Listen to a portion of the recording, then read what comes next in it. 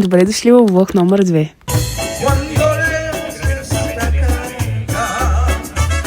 Времето днес беше доста мрачно. За начало на деня решихме да посетим Корги кафе. Много исках да отидем и да видим кученцето, както и да пробваме от техният брънч. Кученцето наистина беше само едно, както четохме в TikTok, но то беше изключително сладко и дружелюбно. Това са нещата, които си поръчахме, като смятам, че цените бяха нормални. Тук ви показвам нашите аутфити за деня. Стана време да ходим към зоологическата градина, за която бяхме предплатили билети онлайн. Можете да видите част от животните, които успях да ви снимам. Общо взето останахме приятно изненадани. Някои от животните се криеха, а други изобщо не си бяха в клетките. Цялостната хигиена беше на високо ниво, клетките бяха чисти, разнообразни и имаше доста информация за всяко едно животно. Много се зарадвах, че успяхме да видим и жирафите. Беше ми доста забавно да ги гледам, както и тази супер сладка мечка. Направи ми впечатление, че водата на тюлените беше кристално чиста, както можете да видите. Този във водата направи поне 10 кръгчета. В този кадър ви показвам ето това шимпанзе, което беше истинско забавление за всички посетители. Правеше какви ли не номера, все пак има в природата.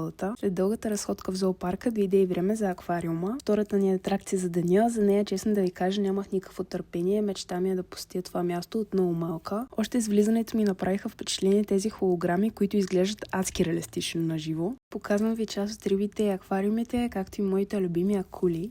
Повечето посетители бяхме туристи, отново място беше добре поддържано, нямаше никакви бокуци и хората се държаха прилично. Имаше всякакви видове риби и честно да ви кажа не съм запозната, но бяха много интересни за гледане. Най-любимата ми част целия аквариум беше това тунелче, от което можеш да видиш част от рибите събрани на едно място. Цените варират от 29 евро на човек и бихме го препоръчали, но нас ни беше доста интересно. Аквариумът е доста голям, има какво да се разгледа и не сме чакали по дълги опашки. Ако някой от вас го е посещавал, може да ми остави по-долу коментар какво смята за цялостното му преживяване. В този кадър ще видите една от залите, която също е в аквариума, която е тип 3D и мисля, че се излъчват филми, които обаче са на испански и не можахме да ги разберем. Според мен беше доста интересно направен. Тук ви показвам и гледката от втория етаж. На него ще откриете различни игри, образователни табла, пингвини, медузи, жаби, скатове, които може да видите отблизо и, например, тази подводница. Ние бяхме малко притиснати с времето, защото място затваря в 6 часа. На излизане минавате и от този магазин, в който може да си харесате различни сувенири и споменчета от самото място. След аквариума направихме една разходка по ивицата и решихме да седнем в едно заведение и да пробваме нещо традиционно. Ние не ядем морска храна и избора ни беше една идея по-сложен. В крайна сметка заложихме на чипс от потладжан, тази салата и 2 чаши сангрия.